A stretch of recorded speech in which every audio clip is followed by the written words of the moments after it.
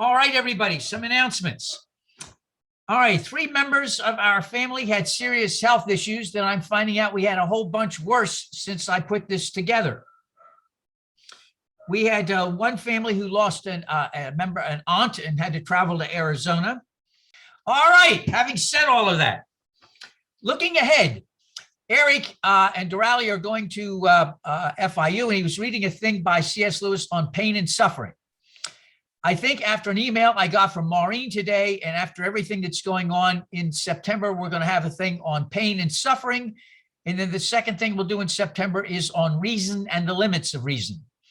So if you have some things that have happened in your family, please quietly share them with me. I will keep it confidential if you wish. But after what Maureen sent to me today, that was it. There's just too much going on, and we just can't put our head under the sand. All right, having said that, Serge has an announcement, and then we'll have the memorial candle. Serge, go ahead, take it away. All right, good morning, everybody. So the long-range planning committee met recently, and we met Tyler Coles. We had the pleasure of meeting him. It was most of us were there. It was Sam and myself and Mary and Melissa and Nick. And yeah, we got to meet Tyler Coles. He asked us a little bit about us and about our history with All Souls and what we desire for All Souls long term, right? So this planning committee is planning for 2 to 3 years down the line. Once Dr. Claus or Reverend Claus is retiring, right? So the different things we talked about is so some people may leave once he leaves. Some people want to continue after All Souls, and everybody was very genuine and very frank. And what Tyler brought to us was what we should listen to the whole community and see what the entire community wants to do, so we can figure out which way to go. And basically plan, right? And since we're doing it nice and early, there's nothing to rush. It's all just everybody discussing and everybody putting in their own opinions and figuring out where we can go. So what Tyler suggested is we do listening circles, just to get the voices of the community of All Souls and see where we're going to go in the future. So we're going to have those listening circles. Actually, Melissa had a great idea to have them during our All Souls session. So we're going to have them like before, we can have them after, just so everybody can have their voice heard, and we can together as a community make all these decisions as we have always done. So that will be coming soon. A couple of things. I was talking to Serge, maybe we could have listening circles like at 10 o'clock in the morning before All Souls meets, 10 or 10:15, and we could do those, several of them. Now, let me say a couple of things. Let me remind everybody, I'm not retiring now. We're talking 2 to 3 years down the line. Number 2, if anybody leaves All Souls because I'm not there, my people will visit you. Now, I'm not saying I'm going to throw a curse on anybody. I'm not saying that. I don't do that. My people, however, are very good at scaring up entities that take care of this stuff. Nobody will leave this place because I retire. All right, having said all of that. I just gotta say, even if you do retire, you still have to be a member and you still have to join us every single time. Lovely. All right. We have a memorial candle, and we light this is before we begin every time. Those of you remember Port Orange United, we had that big candle up front in the beginning. We light this in memory of 3 things today: Afghanistan. And by the way, let me say to you, and I will send this out in an email, and Wiggins, you'll have to get my email address so I can put you on the email so you can get all the stuff that's going on. There's a guy who wrote a fabulous article on Afghanistan in which he points out more nations have trumped through Afghanistan, most of whom you've never heard, and it's the Afghans that suffer. So let us remember the citizens of Afghanistan as well as those who die from terrorists. Poor Haiti, where do you begin? Earthquakes, hurricanes, and government and bad government. Where do you begin? And then New Orleans. New Orleans is in the path of a Hurricane 4 on the anniversary of Katrina. So if you would open up your prayers, your hearts, and your thoughts to Afghanistan, Haiti, and New Orleans, we offer that as we begin this day. Our opening introit, and Donald will put this up. And again, Wiggins said, be sure I get your email address so you'll have all of this mailed to you. Our introit is a 3-minute introit. It's a Bach fugue, but not from Bach. It's from his student Krebs. So if we could be kind enough, Daniel, if you would, Donald, if you would.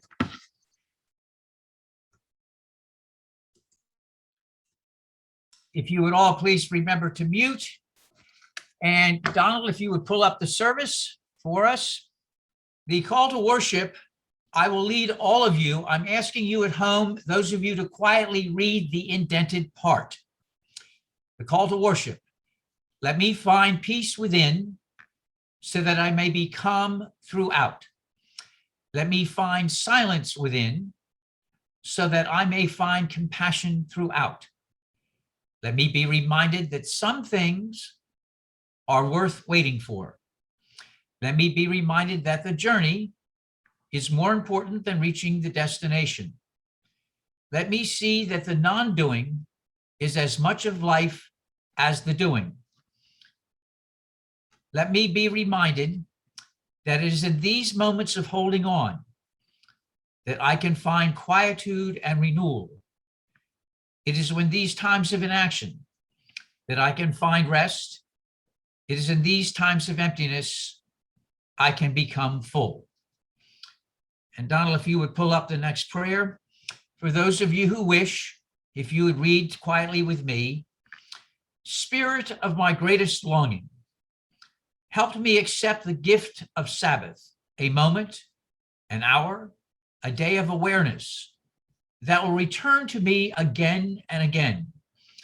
Let the unnamed one who quieted the waters of chaos to bring all things to life grant me the wisdom of the pause. Help me still the churning waters of my soul.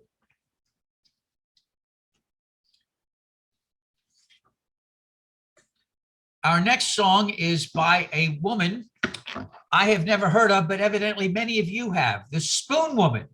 She is from Asheville, North Carolina, and yes, she has no teeth. We'll watch Gospel Plow, if you would, Donald. We may be the only liberal congregation in the United States that heard the Spoon Woman with no teeth, and the guy played 4 instruments. Did you notice that? 1 foot did the drum, 1 foot did bells, he had a guitar, and then he did the harmonica. I don't know who of you told me about this woman, but thank you. Our first reading is from a Sufi poet from the 1200s. He was born in the Iranian-owned part of Afghanistan. Speaking of Afghanistan, he will die in Turkey. His short name is Rumi. He was a devout Muslim, but he practiced the Sufi part of Muslim, which tried to find the one in all religions. So I read you 3 readings from him this morning. All practice the religion of love. My faith and my religion is love. My father is love. My mother is love. My prophet is love. My God is love. I'm a child of love. I come to speak of nothing but love. His next poem is, bringing joy to one heart with love is better than 1,000 repetitive prayer recitings. And finally, the next one we use in class, every prophet and saint has a path, but it all leads to one God. All paths are the same. What is praised is one, so the praise is one too.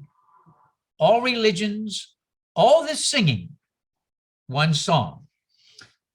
And now to ground us in part of what we're doing today, Nick is going to read the following. We will read the R, so I will unmute, and Nick, you're going to lead us through all of it. So I will.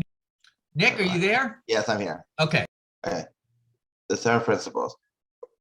We do not believe in mandatory dogmas, doctrines, or creeds. that must be followed to be a part of All Souls, Miami. We do have affirmations that give us a sense of and a feeling of shared ideas and principles. Most find these affirmations give us a grounding and a purpose, both within ourselves and as we relate to all that outside ourselves as well. We affirm the inherent worth and dignity of every person. We affirm justice, equity, and compassion in human relations. We affirm acceptance of one another and encouragement to spiritual growth in our congregations. We affirm a free and responsible search for truth and meaning. We affirm the right and conscious consent and the use of the democratic process within our congregations and in society at large. We affirm the goal of world community with peace, liberty, and justice for all. And now here's the proposed eighth principle. We, the member congregations of the Unitarian Universal Association, covenant to affirm and promote journeying towards spirit wholeness by working to build a diverse, multicultural, beloved community by our actions that accountably dismantle racism and other oppressions in ourselves and our institutions. Grant us, we ask, to speak, to hear, and to learn, so that our fears may be banished, our minds may become enlightened, our faith be increased, and our steps directed towards you. Amen. One of the things that I've been concerned about as we look to the future is, what does it mean to be healthy as a healthy congregation? And so I want to reiterate some things we talked about last time. Number one, a healthy congregation knows what it is that grounds it and has a sense of identity. And the reason we played Pete Seeger is because this congregation ethnically is all over the place. It has every identity that you can imagine. We are, according to the Unitarian Universalists, one of the most ethnically diverse congregations in the entire denomination. Let me point out that we have Hispanics of all different kinds. We have, and I always remind my my non-Hispanic fellows and sisters and brothers that Hispanic really means something, really means you've had a bunch of 18, 19, and 20-year-old brats that nobody knew what to do with them. They put them on a boat and they sicked them on countries they never heard of them. They brought disease, pillaging, rape, and language to cultures that never heard them. And so you get different cultures that still try to maintain their own identity. And so when you say Hispanic, remember, Chile is not Ecuador. Ecuador is not Colombia. Colombia is not Mexico, and Mexico is not Puerto Rico, but they're all Spanish, all with extraordinarily different cultures, different vocabularies, different pronunciations of Spanish. If you listen to somebody when one part of speaking Spanish, you'll get to the famous "¿Cómo está?" My wife has a fit with that. She says, "¿Cómo estás?" It's not like in Germany you get ich, nicht. Northern German, it's ich, nicht. Everybody has different pronunciations. The cultures are different. Let's remind ourselves that of the 6 great cradles of civilization, 2 were in South America. One was in the Andean region. That was one of the 6 great cradles of civilization. The other was Mesoamerica. Think of the Yucatan Peninsula and pre-Mayan, going way, way, way, way back. So we take a look then at how diverse we've got. We've got Hispanics. We have a couple of people from that very tiny place that gave us Vikings, went all over the place, although I have to admit that they were also aided and abetted by Norwegians and Swedes, but it was basically Danes, who then go to Scotland and give everybody red hair. Let us remind ourselves that if you say you're Anglo, that doesn't mean anything. If you're in England, don't even think of crossing the border into Scotland and calling somebody English. They may find parts of you in the North Sea. Let's remind ourselves that that we say European, France is not Slovenia. Slovenia is not the Czech Republic. And let us remember, Russia is made up of many, many cultures and nations as well. So part of our identity here is embracing multiplicity of ethnic backgrounds. And this church also has, or congregation or fellowship, whatever you wish to call it, is made up of many religions. Originally, All Souls was founded by Roman Catholics who liked the idea of having a service, but did not like dogma or doctrine, and certainly did not like a tyranny of the clergy. It was also founded by a couple of renegade liberal Protestants and some from Reconstruction Judaism. And so this mixed crowd, mostly young, decided to throw something together to see if it would work. Along the way, we attracted a variety of other people, atheists, agnostics, nuns, people who weren't part of anything, and then other people who belonged to other congregations who wanted a different point of view. In short, this all mixed up is tied up to what our identity is. We also have a gazillion dual members. We have people who belong here and belong to other churches as well. One of the things that we did in the very beginning at All Souls is we realized that not everybody could drink from the same well. Lots of people like to go to various places. And we thought it was really not good for somebody to have to say, I must choose between this or that. Why can't you have both? So we have several people who belong to more than this one congregation. And that's very, very normal for us, and it works just fine. So what is it that grounds us? An incredibly enjoyable multi-ethnic diversity in terms of ethnicity, multiple ways of looking at what we believe, that grounds us. And it grounds us by what we say and what we do. Our grounding then is we embrace diversity. When one of the former presidents said we are exceptional, I always amended that by saying we are exceptionally diverse. Carl Reiter said at once upon a time, along with every birth certificate, they should print out your DNA.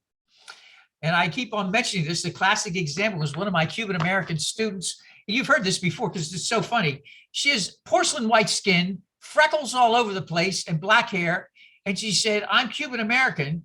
And so I did my DNA, and she said, you're not going to guess where it's from. And I said, I'll tell you exactly where it's from. 60% is Iberian Peninsula. Then you've got Moroccan, Mali, and Senegal. And then you got 20% Irish. She said, how? Yes. How am I African?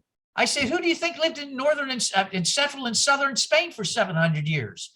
The tribes from the Atlas Mountains. You live on one side of the mountain, you trade on the other, and that's Mali, famous Timbuktu. And then if you're landlocked, you had to go to the coast, and who was on the coast? Senegal. So you got Senegal, Mali, and the Berbers from the Atlas Mountains living and breeding and marrying and all kinds of things for 700 years in Spain. So there you go, African and Spain. My students think that's great. Their grandparents do not. Then she said, explain to me the Irish. I said, the Irish is easy. The Irish rebelled against those nasty English Protestants every 50 years like clockwork. They lost, but they were given free passage if you're nobility to France and Spain. Hennessy cognac. Hennessy is Irish. You go to Spain during the Napoleonic War, 2 full brigades of the Spanish army were all Irish expatriates. Most of them will move to Cuba. So yes, it's not, Cuba's a layover, as a lot of our countries are layovers. It's where you do your DNA, you find out where you're really from. We're all mixed, folks. We're all mixed.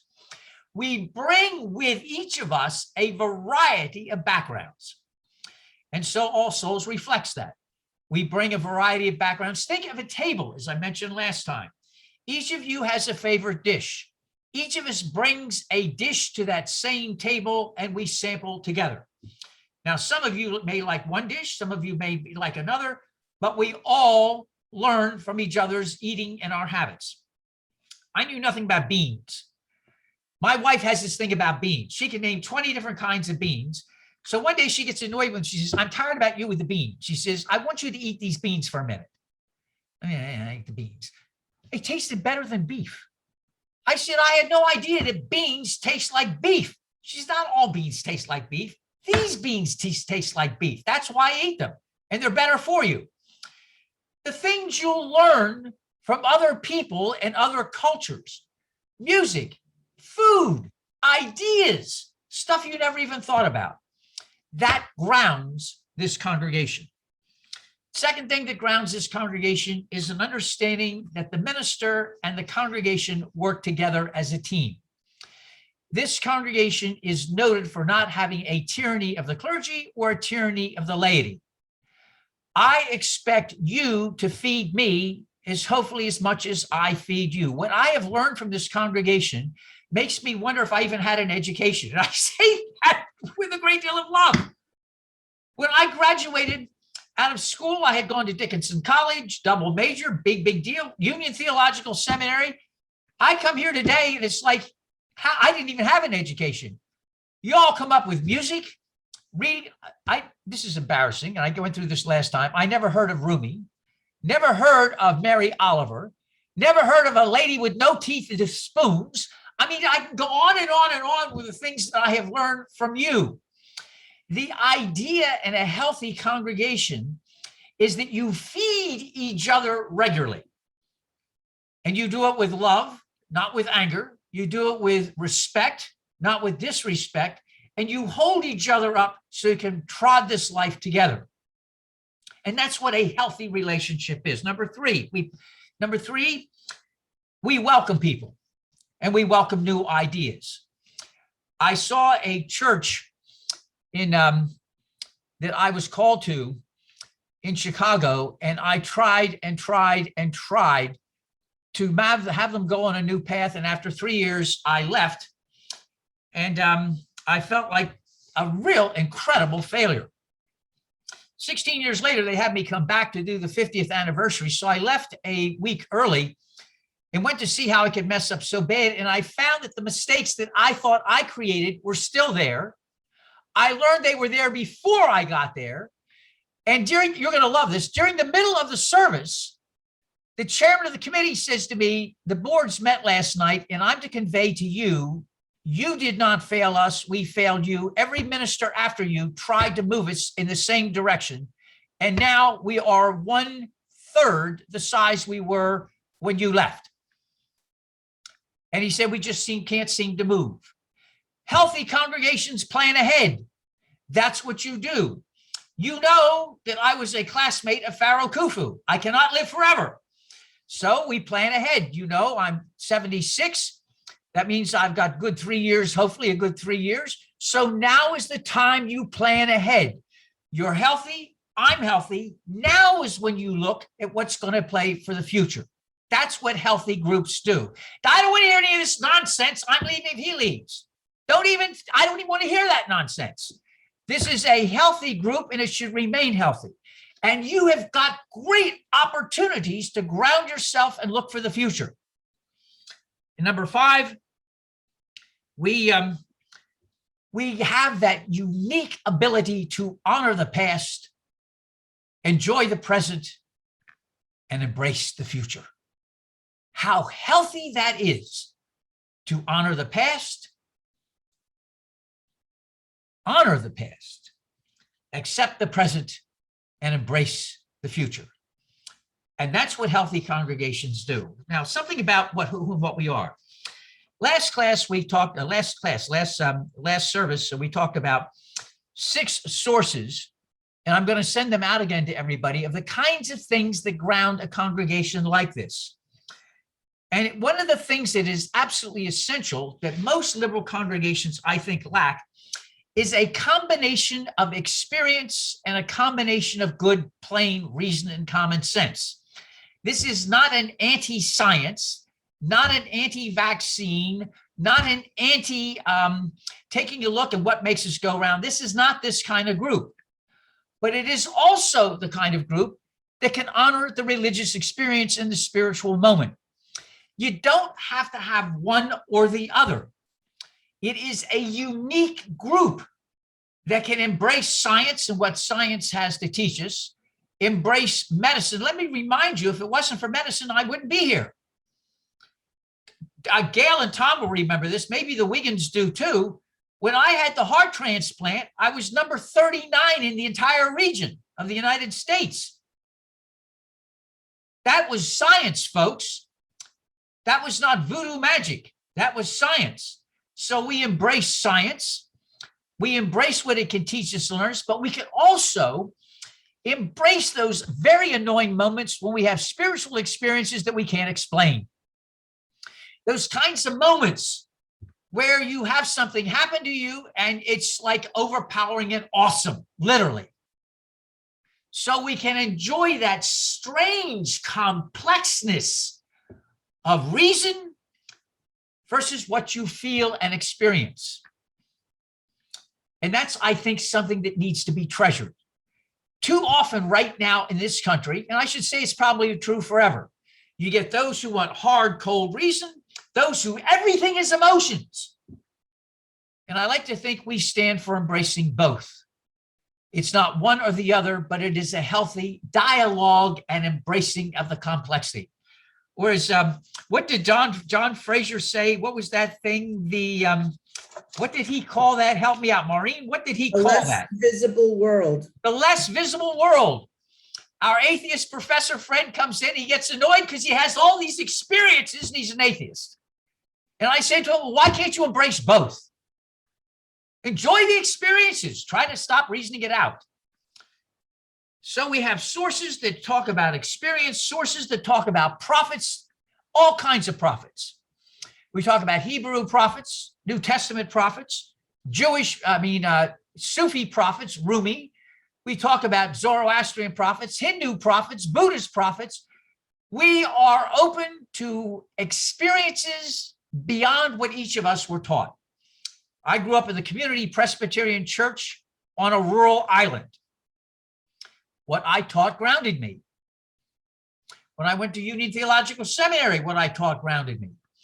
But have you ever noticed along the way we tend to broaden? If we're open-minded, we tend to broaden and we get new knowledge, new information, new experiences, and that opens us up. I would like to think that there's nobody now, right here in this congregation, thinks the same way they did when they were 20. I know most of you. I can't believe any of you were thinking the way you did when you were 20. I'm thinking of the way I thought I was 30 when I was 30. Oh, my mercy. I would hope all of us continue to grow and are open to new experiences, new information, new revelations. And that comes to, if you will, really what we talked about today. How do you put that into action? And you saw the principles, the inherent worth and dignity of every person, justice, equity, and compassion for all, acceptance of one another, and encouragement. I am absolutely concerned today about acceptance. Our society has become so harsh and so put in boxes. Where can you go to be accepted for who and what you are without having to get in a fight? I know everybody in this group does not believe the same thing, nor would I ask you to do so.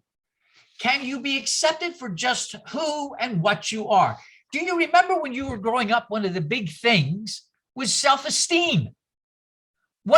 How do you learn to love yourself? Do you remember that and how difficult that was? And then as you go through life, you learn it all over again. What do you do when you're 30? And then what do you do when you're 40?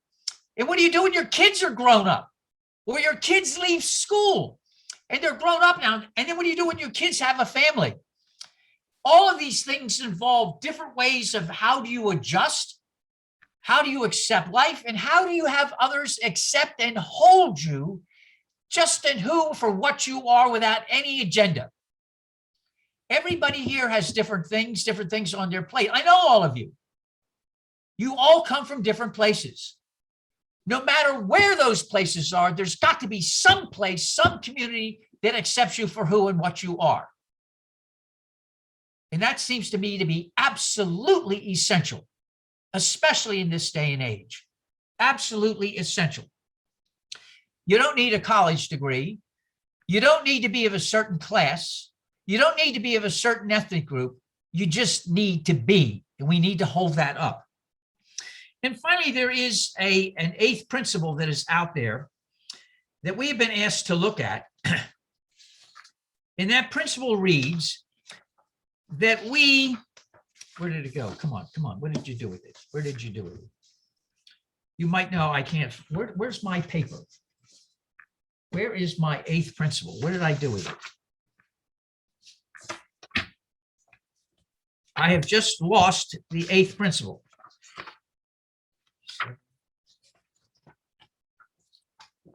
I have just lost, here we go. To promote and journey towards a spiritual wholeness by working to build a diverse, multicultural, beloved community by our actions that accountably dismantle racism and other oppressions in ourselves and in our institutions.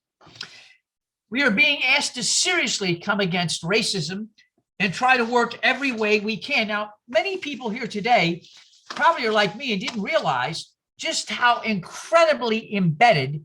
And when I talk about racism, I'm not just talking about Black, I'm talking about Hispanic, I'm talking about poor, I'm talking about people from Appalachia, I'm talking about classism, how imbued society can be. I was looking at things that happened in the past couple of weeks, and I was dumbfounded. It turns out that the lieutenant governor of Texas came out on Fox News and said the problem with COVID in the state of Texas is all because of Black Americans. African Americans, it was on Fox News and repeated all, he said, African Americans are responsible for giving Texas COVID.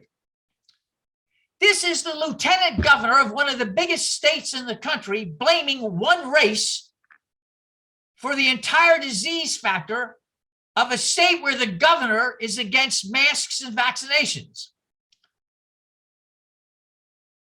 Racism is alive and well. When we take a look at where my students go. My students are overwhelmingly Hispanic of different backgrounds. They tell me that when they leave Miami and they go to certain parts of Florida, people look at them. I said, in Florida, they said, you go to certain parts of Florida, people look at them. When they go to Georgia, they go to Alabama. A whole bunch of students took a field trip up to Tennessee to see some things in Tennessee, and they got really, really bad looks by the people in the area. My students share this with me, and they said they thought everybody was here in part of the United States. They're dumbfounded that in 2021, when they go out, the people have to look at them differently because their hair may be different, their skin may be a little bit darker. My African-American students tell me that they have problems still. You should listen to my island students. You should listen to discrimination against Haitians here in Miami. So we look at this, and then I'm thinking, okay, it's not just islanders, it's not just Hispanics, it's not just African Americans. What about those of us who are white and we think of crackers? I'm thinking of Appalachians. I'm thinking, Kenneth, why is it nowhere in your background did somebody ever point out somebody who plays Appalachian music? And why is it the first time you ever saw it was on a movie called Deliverance, and it was a great thing? It was what? Making fun of some people who were special students from Appalachia. It was making fun of a certain kind of ethnic group. And I said, it's all over the place. It's all over the place. Classism, looking at different skin colors. And by the way, it's not just whites and blacks. Friends of my African-American community said, don't even talk to us about hair texture or different colors of skin tone in the African-American community. And they said, Kenneth, that's the big secret. How light are you in the African-American community? And then in the Spanish community, my students said, the accent. Where's your accent? Then they said, Colombians have that Castilian accent from Medellin, and they think they've got the best Spanish everywhere. And somebody says, well, they do. It's too bad, but they do. They say, well, they don't have to remind us of it. And so no matter where you go, it's there. So it's up to people like you and to me to put it down and say, we don't like this. And part of being a member of a congregation like this, part of our identity is to say that we don't buy into this. And we try as best as we can each day to live the life that accepts others for who and what they are. Now, I'm going to ask you, the board has gotten hold of this 8th principle, and we don't do things by the preacher saying, this is what I want. The board doesn't say, this is what I want. We're going to give it all to you to vote on it, to see if you would like to make this part of what and who we are. So we're going to send this out in a few weeks, ask you to look at it, and then part of the service, we'll ask you to see if this is something that speaks to you, to what we want to add to who and what we are as a group. To once again add more to those pilings that ground us and make us who and what we are. We are exceptionally diverse, exceptional world experiences, exceptional spiritual journeys, exceptional because they're so diverse, so incredibly diverse. And I hope that you will celebrate that diversity in a time and era when that is greatly under attack. Because when we attack diversity, we attack everybody. We attack ourselves. Do you remember the words of Jesus, the old rabbinic saying? He took it from Hillel. Love the Lord your God, love your neighbor as yourself. Attacking others is not loving yourself, and it certainly isn't loving your neighbor. Amen. Some of you may know that song from Thanksgiving. It's the Thanksgiving hymn. Let all things now living a song of thanksgiving. That's the tune. It's a Welsh tune. When All Souls was founded, Serge Cruz and several others said, you know, all of us came from Catholic backgrounds. We like communion, but we don't like it that way. There's got to be another way to do this. And I said, well, you can forget the Greeks and Egyptians and do what the Jewish people did. What Jesus did is have a simple meal, simple bread and cup, and make it open for everybody. And Serge says to me, can we do that? And I said, of course we can do that. So from the beginning, we went the Jewish route and simply offered bread, and we simply used unleavened wafers, and we had a cup, and we would offer everybody, whoever wanted to come forward and to take a piece of bread and dip it into the cup and have a meal, a very, very simple meal. For those of you who studied the New Testament, you'll know that after Jesus died, within no time at all, they had agape meals. These are meals in which people brought food and they shared meals together, a love meal. It wasn't till later, as Christianity expanded and the Egyptians and Greeks became concerned about holy mysteries, that this simple meal got radically changed. We went back to the beginning and adopted the very, very, very ancient custom of bread and cup to whoever was visiting. For some, that did not work, and that was fine. But we all decided that we would say words together, and I would invite you to join with me as we say these words after we were all standing in a circle. And if you kindly repeat them after me. Promise me you'll remember. You are braver than you believe, stronger than you seem, smarter than you think. God didn't promise days without pain, laughter without sorrows, sun without rain. But the divine did promise strength for the day, comfort for the tears, and light for the way. And then before we left, we also developed this, the famous black chip. Now, the Wiggins, are they still here? You're probably wondering what the black chip is. We stole this. We didn't borrow it, we stole it from NA and Alcoholics Anonymous. And the idea was, if there's something really ticking you off and you're really angry about something, You can't leave church until you pick up a chip to remind you to work on it. And then when you come back the next time, if you did, in this case, because we're Zoom, you hold it up to say, yes, you did your homework and you worked on what was bothering you. Now, lest this appear to be a holy congregation, let me point out we've gone through 3 boxes of black chips in the old days. So if any of you are missing black chips and you want chips, we will send you buckets full. Does anybody need to return a black chip? Did anybody need to hold up a black chip? Everybody, Feeney did.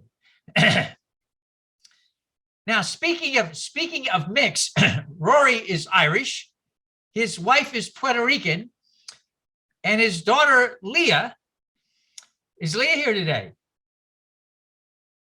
And Leah shows you the mix of Puerto Rican and Irish. She's beautiful. Unfortunately, her father and mother aren't, but she is gorgeous.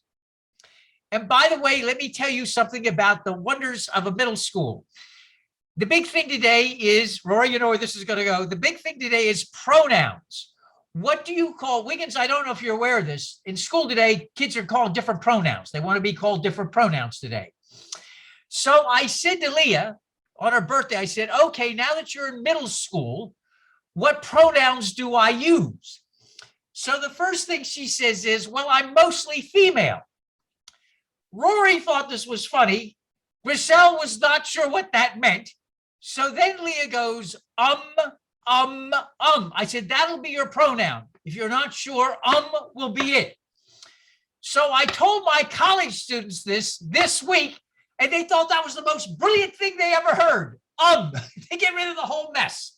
So Leah Feeney in middle school has just helped out a bunch of confused college kids in 3 different classes. You can tell her she did that. Does anybody need to pick up a black chip? If you do, if there's something you need to work on this week, remember to do so. A final prayer. May the blessings of God be upon us in this hour and in the days to come, that we may seek the truth more devotedly, that we may think more independently, that we may reflect more searchingly, that we may know ourselves more completely. May we forgive more quickly. May we pray and think more thoughtfully. May we act more courageously. May we live more nobly. We have a final piece of music, a benediction, and then please stay so I can say goodbye to everybody before we leave. A final blessing, and then you have a chance to say goodbye to everybody. Now may the road rise to meet you. May the wind be always at your back. May the sun shine warm upon your face. May the rains fall softly upon your fields. And when we meet again, may the divine in me greet and embrace the divine in you. Amen. We can't thank you enough for being here today, and I hope you will be safe and well. As you know, Florida is plague central, and I don't say that nicely. Please, please, if you have a chance to get a booster shot, consider it. Please be safe and well. We're going to September, I think, after what I got from Maureen today, we're going to talk about pain and suffering. We're going to talk about reason is important, but some of the limits of reason, we need other things too, both and. So if you have things you want to share with me about pain, things going on around you, please let me know. And I'll be putting together, starting with a comment from Eric Lajardi from C.S. Lewis, Pain and Suffering, but looking at it from a different angle. Peace be with you all. Blessings, be safe and well. Bye-bye now. Bye-bye. Bye. Bye, everyone. Bye.